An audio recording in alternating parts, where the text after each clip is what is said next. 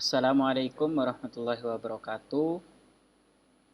Perkenalkan, nama saya Muhammad Saifuddin Jazuli dari D4 TI 4E dengan nomor induk 1741720146.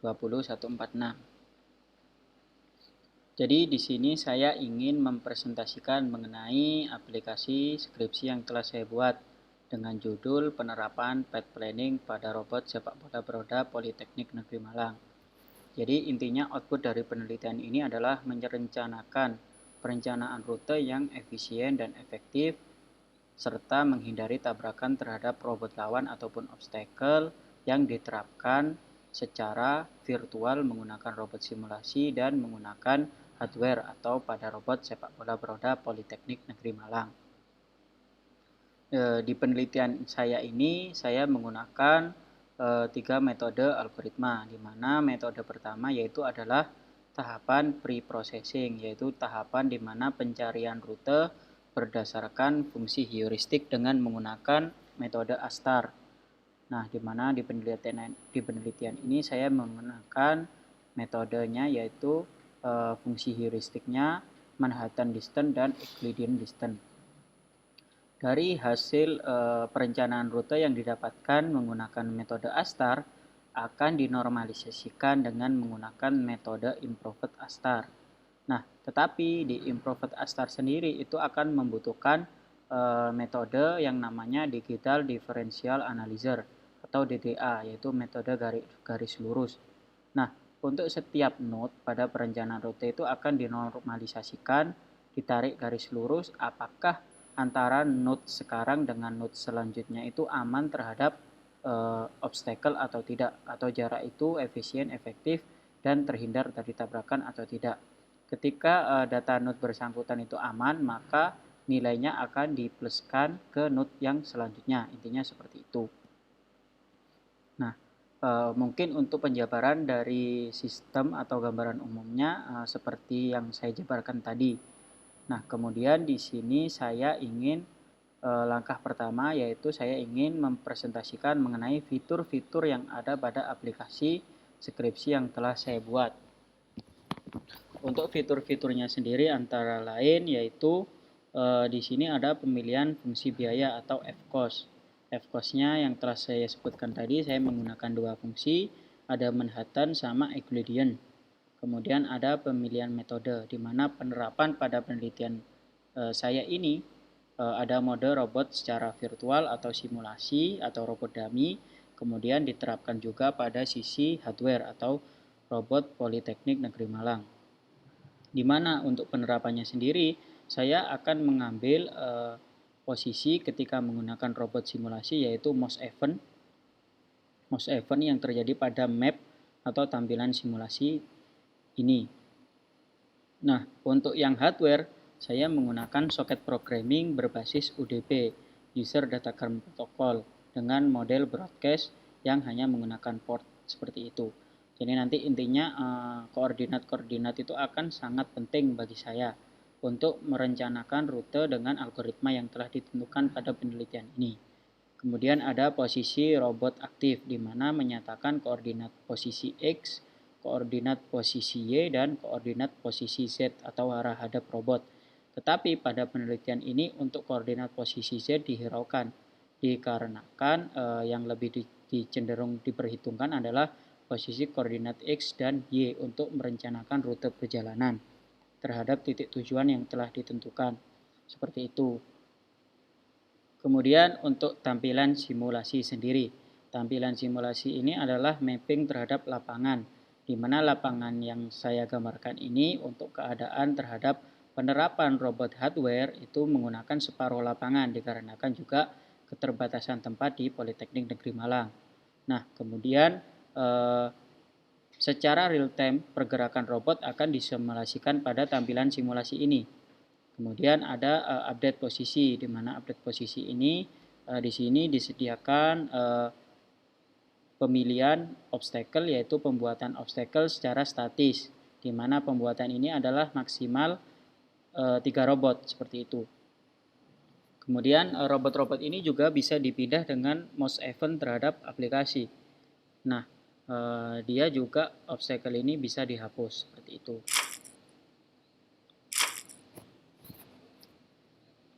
Kemudian di sini juga ada titik endpoint, di mana endpointnya juga bersifat statis dan disesuaikan dengan koordinat peta statis yang telah dibuat. Jadi intinya pada penelitian ini masih bersifat statis untuk perencanaan terhadap obstacle serta titik tujuan akhir, di mana tidak dikombinasikan dengan kamera. Seperti itu. Nah, untuk waktu metode sendiri adalah perencanaan waktu yang dihasilkan atau kalkulasi waktu yang dihasilkan terhadap dua metode yang dilaksanakan. Berapa banyak penghabisan waktu untuk pencarian rute terhadap titik tujuan yang ditentukan. Nah, kalau untuk yang di bawahnya ini, di bawahnya kan ada pet astar. Ini adalah di mana node yang menyatakan bahwasanya jumlah node yang dihasilkan dari astar itu berjumlah berapa. Seperti itu. Nah, kalau yang di pet improved astar ini adalah normalisasi dari pet astar ini yang dihasilkan dengan kombinasi DDA tadi itu berjumlah berapa, seperti itu. Nah, kalau informasi pet planningnya ini hanya menjabarkan bahwa gambar-gambar pada tampilan simulasi itu dipetakan dengan informasi sebagai berikut. Kemudian saya akan menjelaskan mengenai menu history pet planning. Jadi untuk history pet planning sendiri menyatakan bahwa setiap percobaan pet planning itu nanti akan terekap di sini, di mana terekap dimasukkan ke dalam database Skillet.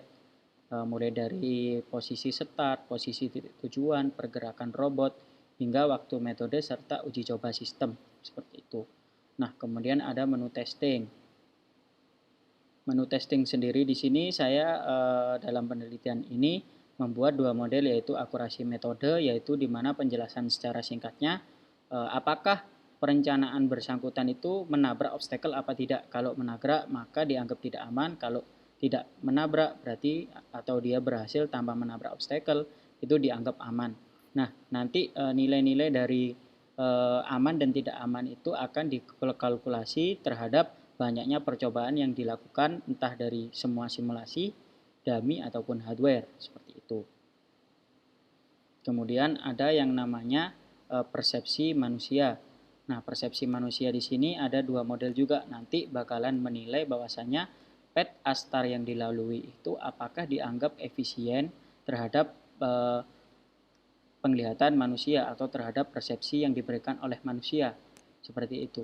Nah, kemudian untuk persepsi manusia terhadap improved astar ini menyatakan bahwa seharusnya total yang dinormalisasi dari rute yang dibuat itu berapa. Nah, nanti di sini outputnya itu nanti akan membandingkan ketika saya memilih nilai threshold yang tinggi, berarti nilai terhadap tabrakan itu akan besar.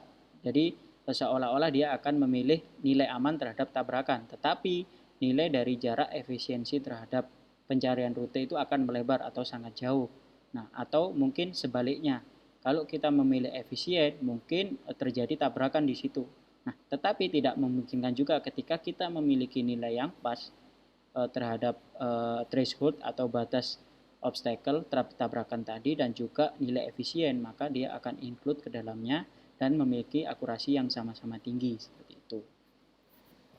Nah, kemudian langkah pertama di sini saya akan menjabarkan mengenai simulasi metode secara virtual atau robot dummy. Coba saya simulasikan dengan Manhattan Distance. Nah, yang aslinya petnya itu 7 menjadi 1. Saya kirimkan ke robot, maka dia akan mensimulasikan secara real time. Seperti itu. Kemudian saya coba lagi kalau misalkan ada beberapa obstacle di sini, saya kasih obstacle dia seperti apa. Nah, dia ternyata melewati 3 node normalisasi seperti itu. Nah, dia juga tidak menabrak. Kemudian coba saya ganti untuk simulasinya yaitu Euclidean distance. Mana saya taruh di posisi sini, kemudian saya coba endpoint-nya saya taruh di sini dengan obstacle-nya saya taruh di atasnya sini. Saya start simulasi, ternyata dia lewat situ dengan perencanaan algoritma pet planning. dan dia tidak menabrak sama sekali untuk algoritma path planning yang telah dilakukan. Nah, setelah kita melakukan perencanaan rute, maka kita harus melakukan uji coba. Uji cobanya pertama, sebelum melakukan uji coba kita bisa melihat di historinya, itu kita bisa melihat di sini. Nah, historinya ternyata dia menggunakan fungsi Manhattan Distance dengan waktu berapa second untuk pergerakannya seperti ini, seperti itu. Kita lihat yang lainnya juga sama. Oh, ternyata ada obstacle yang dipetakan dengan warna hitam dan path normalisasinya berjumlah 3. Nih, untuk astarnya belum berjumlah sekian dengan nilai F total atau fungsi biaya total untuk setiap perencanaan yaitu sekian. Nah, kemudian dari data-data tersebut juga bisa dihapus. Misalkan kita hapus yang atas ini, dia akan terhapus juga. Dan otomatis data dari akurasi atau percobaan uji cobanya juga akan terhapus karena dia masuk ke dalam lingkup ID percobaan yang sama seperti itu. Kemudian ketika kita melakukan akurasi, maka dianggap kita harus menyatakan bahwa pengujian bersangkutan itu karena dia tidak tabrakan, maka dianggap statusnya aman. Yang kedua juga kita harus menilai bahwasanya nilai dari output ini dianggap aman apa tidak. Karena tidak tabrakan maka dianggap aman seperti itu. Nah, kemudian ketika harus setelah kita menilai hal bersangkutan, maka kita harus melihat akurasi terhadap pengujian simulasi robot secara virtual. Nah, menghasilkan akurasi 100% dan error relatif 0% karena dianggap rute-rute bersangkutan itu aman untuk dilewati dan berhasil ketika diterapkan dari robot virtual dan tidak menabrak seperti itu. Untuk persepsi manusianya kita coba salah satu di sini melakukan pengujian. Nah, pengujiannya yang telah saya sebutkan tadi di sini bahwasanya kita harus menilai astarnya itu efisien apa enggak. Ternyata kalau dilihat dia udah efisien, maka kita akan mengganti rute-rute bersangkutan yang telah dihasilkan oleh astar yaitu menjadi efisien seperti itu. Nah, dari efisien ini kita lihat juga dia gerak ini robot, ya kan? Nah, seharusnya mungkin dia ini 2 ini udah cukup tidak menabrak obstacle. Jadi tapi algoritmanya karena nilai thresholdnya tadi ada batasan, kita harus mengatur, maka di sini menghasilkan rute normalisasi 3. Jadi kalau seharusnya 2, jadi di sini kita menulis 2. Ketika kita simpan, maka nilai akurasi saat ini akan terupdate. Nah, kita coba untuk ke akurasi. Nah, ini akurasinya. Untuk efisiensi dari persepsi astar yaitu memiliki akurasi 100% dan error relatif 0%. Nah, tetapi persepsi improved astar memiliki akurasi 66,7% dan error relatif 33,7%. Di mana ini juga berpengaruh terhadap tadi seharusnya dia bisa melewati 2, tetapi dianggap 3 itu tidak baik, 2 itu udah cukup seperti itu. Jadi alangkah baiknya kita menuliskan 2 karena seharusnya persepsi manusianya itu menghasilkan output 2 terhadap normalisasi yang dilakukan. Mungkin sekian untuk presentasi dari robot simulasi atau robot secara dummy. Nah, langkah selanjutnya kita akan menerapkan simulasi terhadap robot Politeknik Negeri Malang. Pertama-tama kita harus mengkoneksikan soket programming dengan memilih menu hardware, di mana kita tulis di sini port yang telah ditentukan, misalkan 2727. Nah, dia akan melist siapa saja yang terkoneksi, di mana nanti kita akan mendapatkan sebuah acuan atau informasi koordinat robot secara real time. Nah, ini jadi saya menggunakan komputer satunya yang untuk mengontrol robot itu mengkoneksikan ke soket saya. Nah, di mana ini ada robot yang dianggap robot lawan karena belum diaktifkan. Jadi kalau kita lihat di mapping dia dianggap robot yang warna hitam. Kalau kita aktifkan maka kita akan menerapkan terhadap robot beroda secara real time, yaitu punyanya Politeknik Negeri Malang. Nah, dari robot ini saya akan berpindah ke komputer satunya untuk menjalankan program-program yang dibutuhkan, seperti untuk menggerakkan robot dan lain-lain.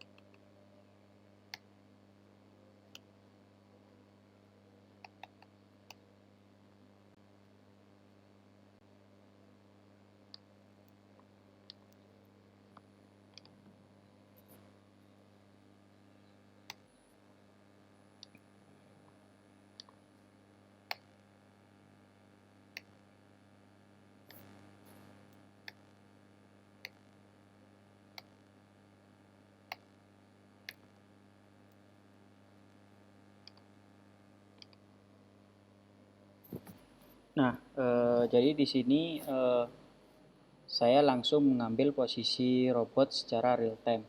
Jadi posisi robot saat ini secara real time. Saya coba di sini mensimulasikan tanpa adanya obstacle. Jadi saya coba di sini saya simulasikan, dia harus ke titik tengah.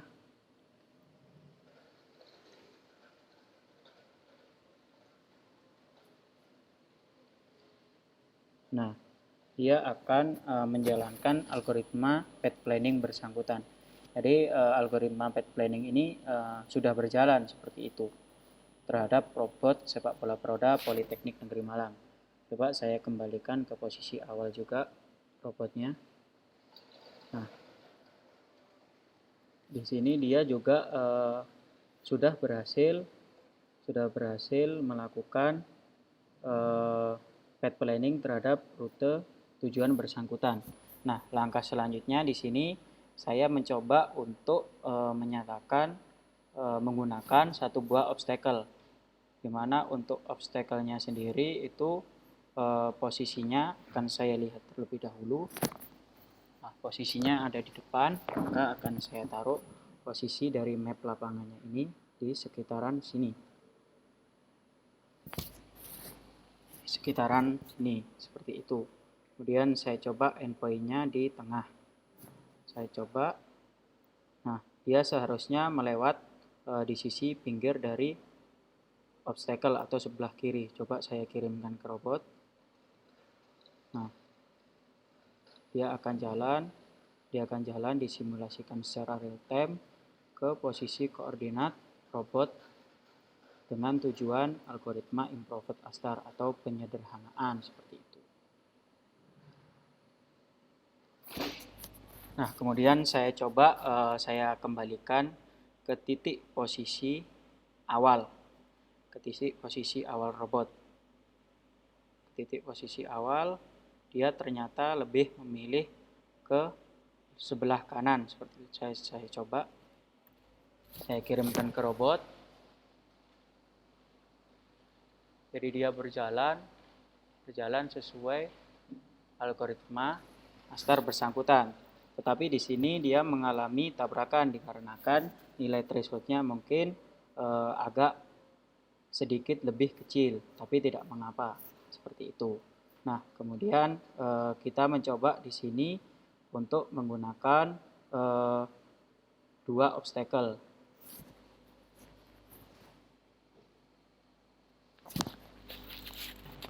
Nah, saya coba menggunakan 2 obstacle. Jadi saya tambahkan di sini 2 buah obstacle seperti itu. Kemudian dari sini saya suruh dia ke titik tengah. Oh, maaf. Saya suruh dia ke titik tengah. Seperti itu. Kita coba kirimkan ke robot, maka dia akan mensimulasikan posisi dari node bersangkutan tanpa tidak menabrak dengan 2 rute normalisasi, dan dia berhasil. Dari 3 percobaan dia mengalami keberhasilan 2 dan gagal 1 seperti itu. Kemudian kita coba kalau misalkan kita halangi di posisi 2 obstacle tapi sebelah kanannya. Tuh, gini. Ya. Nah, kita coba kembali ke endpoint atau tujuan di sebelah sini. Saya start simulasi, saya kirimkan ke robot, jadi dia akan jalan tanpa menabrak obstacle yang telah ditentukan. Seperti itu. Nah,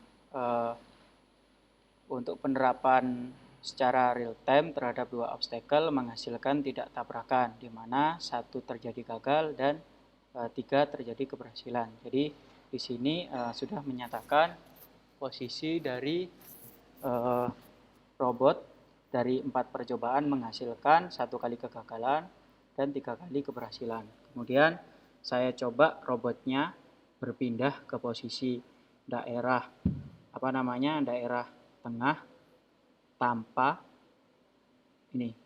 Nah, jadi saya kirimkan untuk mencoba 3 posisi obstacle dan dia berhasil tanpa menabrak 2 obstacle sebelumnya. Nah, dia berhasil benar seperti yang terlampir di kamera. Seperti itu. Kemudian di sini yang terakhir adalah saya mencoba untuk 3 obstacle. Saya coba 3 obstacle. 3 obstacle ya, saya coba 3 obstacle di sini. Sekitar sini. Saya tambahkan, kemudian saya suruh kembali daerah sekitar sini. Jadi dia harus mencernakan rute. Nah, ini. Jadi dia juga tidak akan menabrak posisi obstacle bersangkutan. Seperti itu.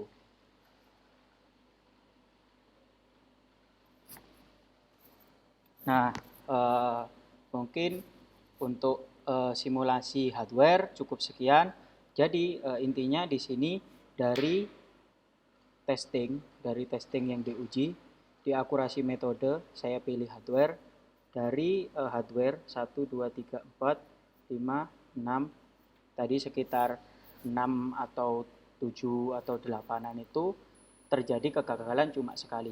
Jadi kita proyeksikan, kita update untuk pengujian yang pertama, menyatakan status tabrakan, dia tidak menabrak. Seperti itu. Kemudian untuk status kedua juga, di sini kita update, dia juga tidak menabrak. Itu. Kemudian status yang ketiga ini yang kita menggunakan 2 buah obstacle ini, dia juga tidak menabrak. Kemudian juga untuk status yang keempat. Nah, ini tadi yang dia tidak menabrak. Kemudian yang pengujian yang ini yang menyatakan dia menabrak sedikit terhadap obstacle yang diberikan. Jadi tidak aman statusnya. Kemudian yang ini statusnya aman terhadap tabrakan. Kemudian ini juga aman sampai yang posisi obstacle yang ketiga yang diberikan.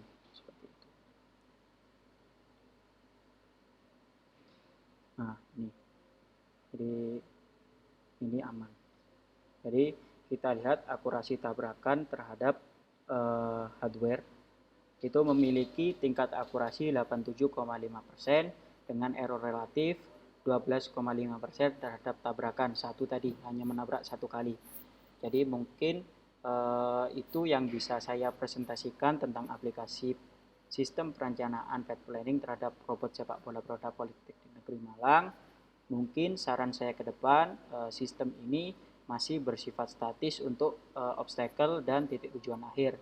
Nanti mungkin kedepannya bisa dikombinasikan dengan kamera untuk membaca poin-poin yang akan diajukan sebagai koordinat entah robot lawan, kawan, ataupun obstacle, ataupun titik tujuan akhir. Kurang lebihnya saya mohon maaf atas presentasi yang saya berikan. Mungkin ada tutur kata yang tidak sopan ataupun tidak baik, saya mohon maaf. Terima kasih banyak atas perhatiannya. Wassalamualaikum warahmatullahi wabarakatuh.